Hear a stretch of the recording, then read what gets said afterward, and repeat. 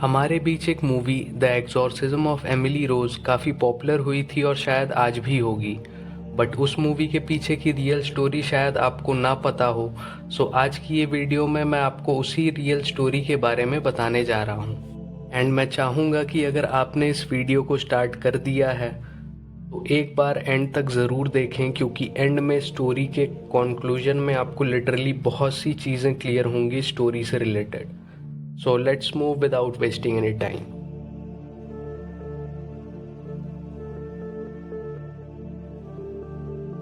सितंबर 1952 में एनालीज मिशेल नाम की एक लड़की का जन्म हुआ वेस्ट जर्मनी के एक रोमन कैथोलिक फैमिली में।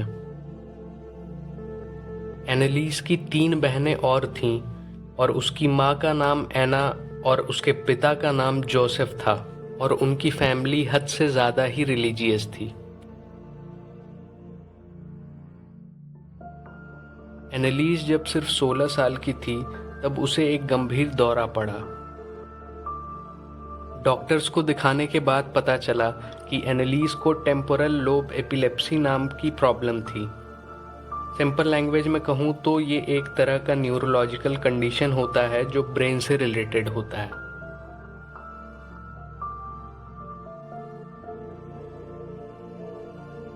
शुरुआत के टाइम तक तो सब ठीक चल रहा था, बट एनालीज की मेंटल इलनेस जब थोड़ी बढ़ने लगी तो उसे हॉस्पिटल में रखा गया। 1970 में एनालीज को हॉस्पिटल में तीसरा दौरा पड़ा, क्योंकि उसकी पुरानी दवाइयाँ अब उतने अच्छे से काम नहीं कर रही थीं।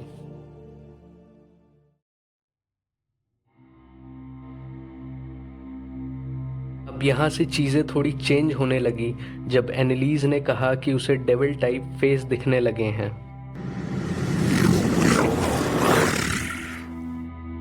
उसकी मेडिसिन्स में थोड़े चेंजेस किए गए, बट 1973 तक एनालिस हेलुसिनेट करने लगी थी और वो डिप्रेस्ड हो चुकी थी।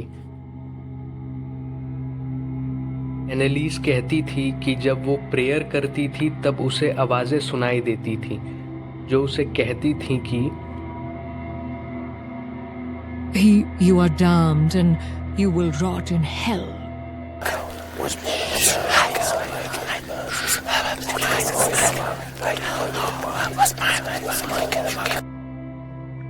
इतने सालों के दवाइयों के यूज़ के वजह से और रिजल्ट न मिलने की वजह से एनालीज अब धीरे धीरे फ्रस्ट्रेटेड होते जा रही थी।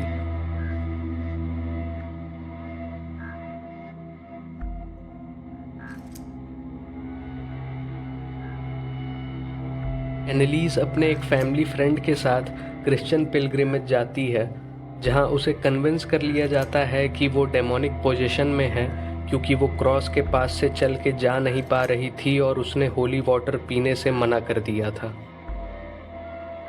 अब इसके बाद एनालीज की माँ ने ये दावा किया कि उन्होंने एनालीज की बॉडी पे घाव देखे हैं। एंड एनालीज की माँ का ये भी मानना था कि वो खुद जीसस की माँ मैरी से बात कर सकती थी। एंड यहाँ से एनालीज की फैमिली और कम्युनिटी ये मान चुके थे कि एनालिस पोजेस्ड है, और वो लोग अलग अलग प्रिस्ट से एग्जॉर्सिज्म के लिए कंसल्ट करने लगे, बट ज़्यादातर प्रिस्ट ने मना ही कर दिया। फाइनली 1975 में चर्च की तरफ से एग्जॉर्सिज्म के लिए परमिशन मिल गई उन्हें, और इस टाइम तक मेडिसिन्स को पूरी तरह से बंद कर दिया गया था एनालीज के खुद के कहने पे।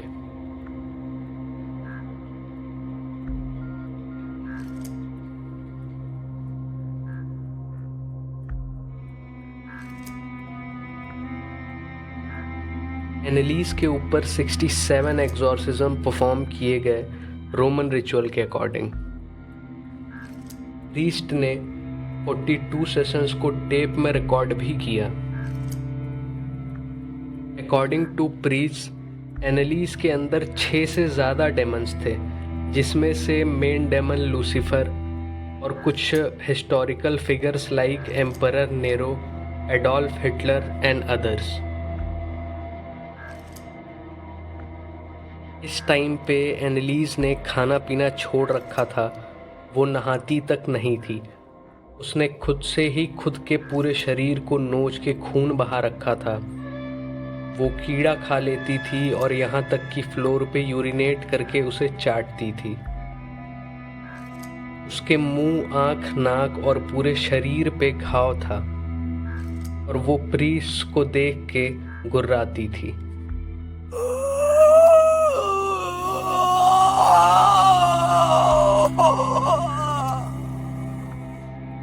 उसका खुद का परिवार उसकी इन सब हरकतों से डर के रहता था, बट फिर एक सुबह सब शांत हो गया।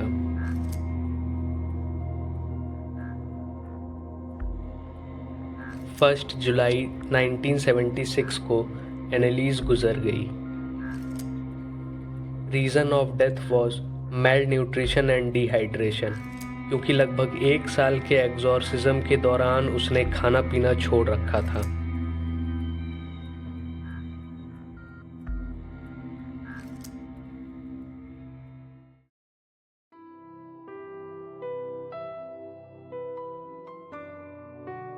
कोर्ट में केसेस चले, डॉक्टर्स ने गवाहियां दी और काफ़ी समय के बाद एनालिस के माँ बाप और प्रीस्ट को नेग्लिजेंट होमिसाइड के लिए सज़ा हुई, बट कुछ ही टाइम के बाद उन्हें प्रोबेशन पे छोड़ दिया गया।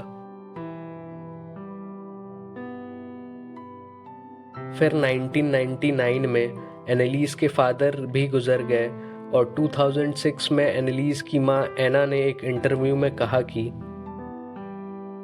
I know we did the right thing because I saw the sign of Christ in her hands.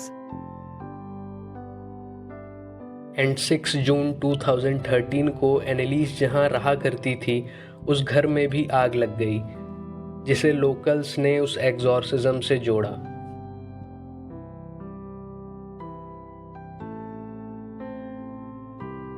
मैंने सारी चीज़ें आप लोगों के सामने एग्जैक्ट वैसी ही रखी है जैसे ये डॉक्यूमेंटेड थे। एंड यस, मैंने इस केस से रिलेटेड कई आर्टिकल्स भी पढ़े। और मैं अगर पर्सनली कहूँ तो विश्वास अगर अंधविश्वास में बदल जाता है तभी शायद ऐसी हद तक की चीज़ें हो जाती हैं। जैसा मैं जानता हूँ और शायद आप भी जानते हैं कि किसी भी टाइप की मेंटल इलनेस को क्योर करने के लिए आज तक कोई मेडिसिन नहीं बनी है। हाँ, मेंटल इलनेस में दी जाने वाली मेडिसिन आपके दिमाग को स्लो करती है ताकि आप ओवर थिंक ना करें या आपके थॉट्स ट्रिगर ना हो। But to overcome mental illness हमारा विल पावर, हमारा एनवायरनमेंट और हमारे आसपास के लोग ही डिसाइड करते हैं कि वो इंसान कितनी जल्दी ठीक हो पाएगा। इसलिए मेरे पर्सनल ओपिनियन में तो इस केस में एनालिस के आसपास के अंधविश्वासी लोगों ने ही उसे उस लेवल तक पुश कर दिया जहां बेचारी की 23 साल की उम्र में मौत हो गई। आपका क्या पॉइंट ऑफ व्यू है ये आप मुझे कमेंट में बता सकते हैं। सो यहीं पे वीडियो को एंड करते हैं। एंड अगर वीडियो थोड़ी सी भी अच्छी लगी हो तो लाइक, कमेंट, शेयर सब कर देना। और हाँ, चैनल को सब्सक्राइब ज़रूर कर देना ताकि हमारी दोबारा मुलाकात होते रहे। तो चलो फिर मिलते हैं नेक्स्ट वीडियो में, तब तक के लिए टेक केयर और